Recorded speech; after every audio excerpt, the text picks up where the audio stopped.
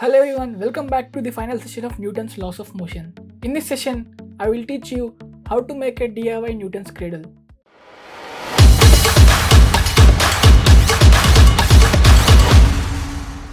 So you guys might be wondering what is Newton's cradle and what does it explain. The Newton's cradle is a device that beautifully demonstrates the conservation of momentum and Newton's third law of motion with swinging spheres. Let us build the Newton's cradle. For this device, you will need candlesticks, marbles, glue gun, scale, scissor, and a woolen thread. You can use any thread.